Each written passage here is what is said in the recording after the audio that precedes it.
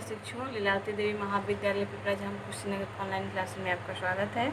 चतुर्थ सेमेस्टर विषय आपका है आरंभिक भाषा में आरंभिक स्तर पर भाषा व गणित के पठन लेखन तथा संख्या संबोधित क्षमताओं का विकास, इसमें हम लोग 5वां अध्याय पढ़ रहे थे। 5वां अध्याय आपका था कि दिए गए निर्देशों संदेश सुनाए गए वर्णन कविता कहानी लोक गीतों आदि के निहित भावों तथा विचारों को सुनकर समझना, जिसमें आप लोग कविता के भाषा के व्यक्ति के बारे में पढ़ चुके, कविता के बारे में पढ़ चुके, और आज हम लोग कहानी के बारे में पढ़ेंगे कि कहानी क्या है। कहानी के परिभाषा तो आप सभी लोग जानते ही हैं, कहानी क्या है ये सभी आप लोग पिछले सेमेस्टर में पढ़ाई है। आइए यहाँ पे भी देखते हैं हम लोग। कहानी का महत्वपूर्ण लक्षण इसकी व्यापकता और रोचकता है।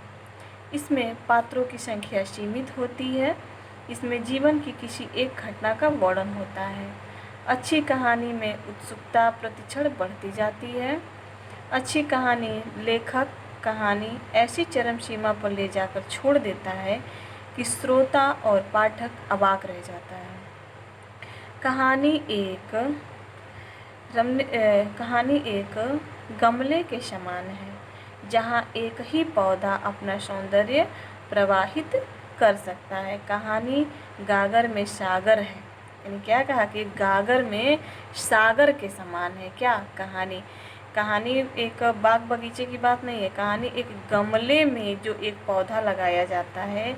जब आप गमले में पौधे लगाएंगे तो सिर्फ उस पौधे की देखभाल करेंगे ना, पूरे बगीचे की तो करेंगे नहीं, सिर्फ गमले के पौधे की देखभाल करेंगे।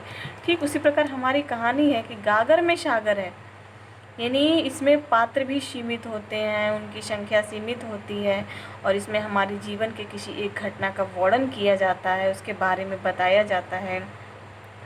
इसमें कहानी उसके लेखक जो होते हैं वो उसकी चरम सीमा तक ले जाकर और छोड़ देते हैं, यानी श्रोता में क्या करते हैं, उत्सुकता लाते हैं, उत्सुकता बढ़ती जाती है। आप जो कहानी में आगे बढ़ते जाते हैं, कहानी में क्या होता है, उत्सुकता बढ़ती जाती है कि कहानी का अंत होने वाला क्या है।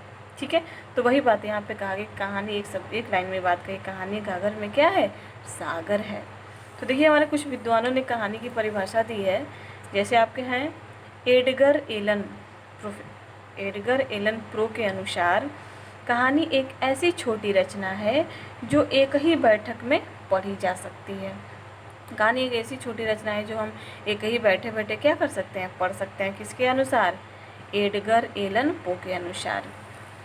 आपको क्या कहते हैं, प्राध्यापक मैथ्यूज के अनुसार। यानी ये क्या कहते हैं कि कहानी का मुख्य लक्षण है उसका घटना प्रधान होना।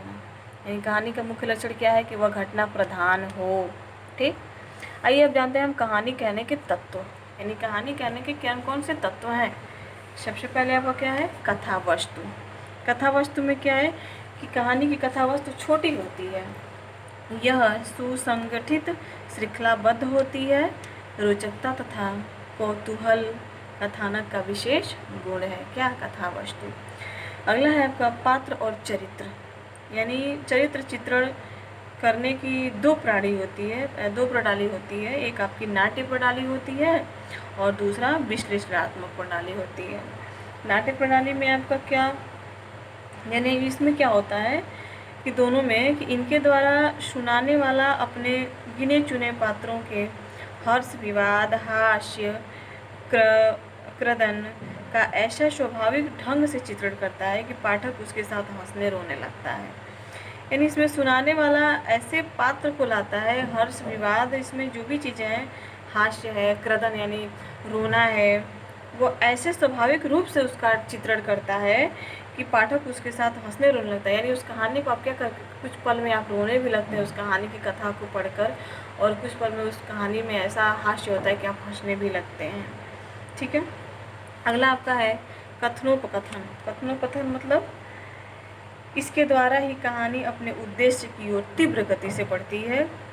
यह कहानी का क्या है, प्राण है। अतः संवाद छोटे और चुस्त होने चाहिए, यानी जो बातचीत है वो क्या होना चाहिए, छोटा होना चाहिए। वार्तालाप पात्र एवं परिस्थितियों के अनुकूल हो, दार्शनिकता से परे हो और साथ ही उसका रोचक एवं मर्मस्पर्शी होना भी आवश्यक है। अगला है आपका क्या, शैली। शैली में क्या है कि शैली ही लेखक का व्यक्तित्व है, अतः विभिन्न व्यक्तियों की शैली भी विभिन्न होती है, जिसको कथन की पुष्टि को निम्न ढंगों से रखा जा सकता है। जैसे आत्मकथा की प्रणाली के द्वारा, पत्र प्रणाली से, डायरी प्रणाली से, इनके द्वारा हम शैली को क्या कर सकते हैं, व्यक्त कर सकते हैं। अगला आपका क्या है, भाषा। भाषा में क्या है कि कहानी की भाषा में स्वाभाविकता तथा वास्तविकता होनी चाहिए। वह देश, काल और पात्रों की स्थिति के अनुरूप होना चाहिए।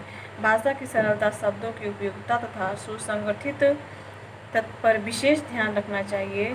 कहानी की भाषा में सरलता होना चाहिए। देश काल में क्या कहा जा रहा है कि अपने युग तथा अपने स्थान के अनुकूल चित्रित होने से ही पात्रों, घटनाओं का महत्व होता है। घटनाएं तभी संगत लगती हैं जब वे देश काल के अनुरूप हों। देश काल का अनुरूप नहीं होगा तो आप उसको समझेंगे ही नहीं, उसके बारे में आप जानेंगे ही नहीं। उद्देश्य, लास्ट आपका क्या है, उद्देश्य। उद्देश्य में क्या है कि विभिन्न कहानियों के विभिन्न उद्देश्य होते हैं, परंतु साधारण कहानी के निम्नलिखित उद्देश्य जैसे मनोरंजन, आनंद की प्राप्ति, शिक्षा, उपदेश, जीवन संबंधी हमारे रहस्य हैं उनके बारे में, समाज के बारे में प्रकाश डालना होता है, सौंदर्य की अनुभूति कराना होता है, संदेश, जीवन के पोषण, वर्धन, विकास के सभी उपादानों का, चित्रवृत्तियों का विश्लेषण इसके द्वारा होता है। अब इसमें आपका है कहानी पढ़ने के उद्देश्य, जिसको हम लोग नेक्स्ट क्लास में पढ़ेंगे। Thank you.